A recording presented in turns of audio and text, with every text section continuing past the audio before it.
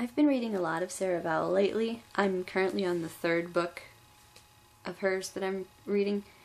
A lot of times she makes me laugh and she teaches me things. Sometimes she really makes me sad. 160 years ago, thousands of Cherokees came through this site. In the summer of 1836, they were forced onto boats and faced heat exhaustion, and then later a drought that stranded them without water to drink. In the fall, they headed west by foot, eventually trudging barefoot through blizzards. Either way, they perished of starvation, dysentery, diarrhea, and fatigue.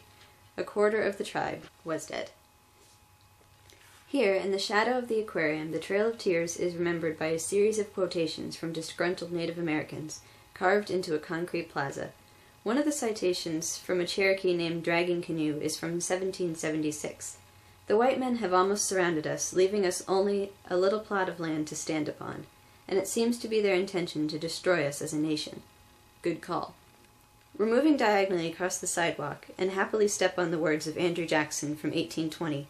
It is high time to do away with the farce of treating with Indian tribes as separate nations. Amy looks up from the brochure she's reading and says, "These cracks in the sidewalks, they are symbolic of broken promises." "Are you making that up?" "No, it says right here. Some of the pavement is cracked to symbolize the broken promises made to the Indians." Most Americans have had this experience. Most of us can name things our country has done that we find shameful, from the travesties everyone agrees were wrong, the Japanese internment camps, or the late date of slavery's abolition, to murkier, partisan arguments about legalized abortion or the Enola Gay. World history has been a bloody business from the get-go, but the nausea we're suffering standing on the broken promises at Ross's Landing is peculiar to a democracy. Because in a democracy we're all responsible for our government's actions, because we're responsible for electing the government. Even if we, the people, don't do anything wrong, we put the wrongdoers in power. Another piece of the sidewalk quotes a letter from Ralph Waldo Emerson to President Martin Van Buren, who, playing George Bush to Jackson's Ronald Reagan, enforced his predecessor's removal policy in 1838. A crime is projected that confounds our understandings by its magnitude, a crime that really deprives us, as well as the Cherokee, of a country. For how could we call the conspiracy that should crush these poor Indians our government, or the land that we cursed by their parting and dying imprecations our country anymore?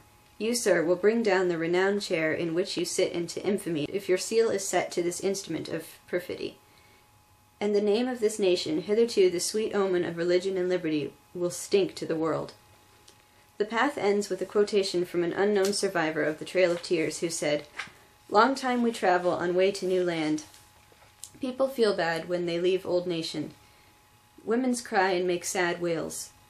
Children, and many men, and all look sad like when friends die. They say nothing and just put heads down and keep on go towards west. Many days passed and people die very much. We bury close by trail." The last passage, especially the part about when friends die, brings Amy and me to tears, and we just sit there looking off toward the Tennessee, broken-hearted. Meanwhile, there are little kids literally walking over these words, playing on them, making noise, having fun. We sort of hate them for a second. I ask a teacher who's with a group of fourth graders why she isn't talking to them about Cherokee history. She says normally she would, but it's the end of the school year. This trip is their reward for being good. It seems reasonable. I ask Amy if she thinks these kids should share our sadness. She says, "I think it's a sad story. It's sort of like the Holocaust. You don't have to be Jewish to think that's definitely a sad part of history.